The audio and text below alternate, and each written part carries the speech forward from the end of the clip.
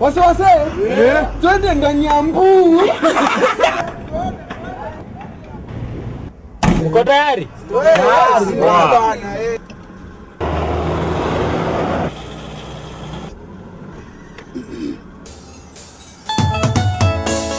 Hey, watu wangu, mashida yalinisonga, madeni yakanishinda. Nikidhani natafuta suluhisho, karibu nijipate kwa muhadhara. Wachani niwaambie story. Okay. Nilipiga simu kwa rafiki yangu Peter, anipe pesa kama anaweza pata. Pale ambassador akaniambia atapita, nimsubiri atakuja akipata.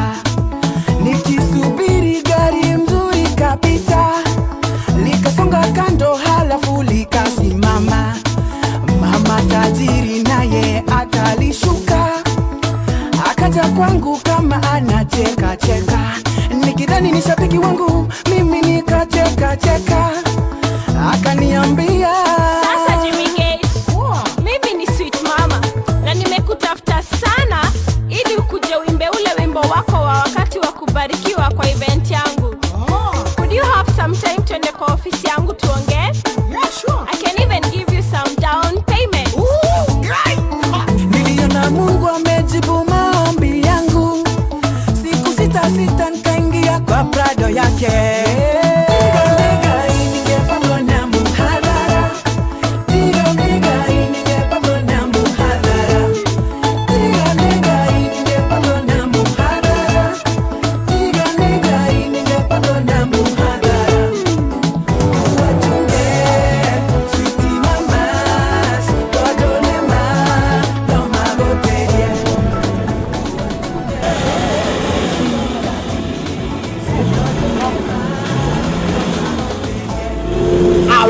Niache bwana. Is problem bana. Gate tunapanda. Acha tutulive tutoke tu nje tuendelee na story zubani na bamba sana. Sawa. Tukaingia kwa ofisi ya kifahari, kanishika mkono kanikalisha kwa kiti, kaniangalia kwa macho na kuniambia, Jimmy Gates, let me tell you the truth. Sieti nataka uperform na kutaka wewe, cause I'm so madly in love with you and I want you so bad. Kanifungulia mfuko mkubwa mweusi, kutizama ndani umejazwa na mapesa. Kaja shoke pesi kanitoka aise, na mwili wangu wote ukatetemeka. Kwa muda mimi nikasita sita, nikaanza kufikiria mashida zangu. Sauti kwa moyo kaniambia kwatua. Nikaanza kuona vile ningetajirika. Gari nzuri, nyumba nzuri, madeni kwisha. Sauti kwa moyo kaniambia kwatua.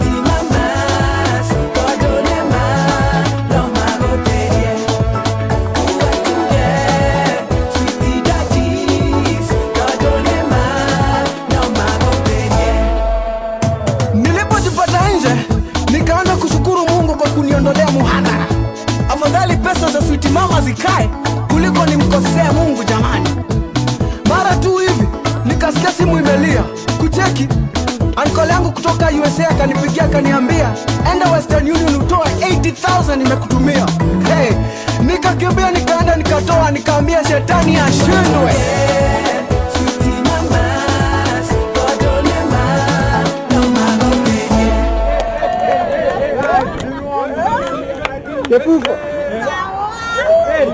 Ingia.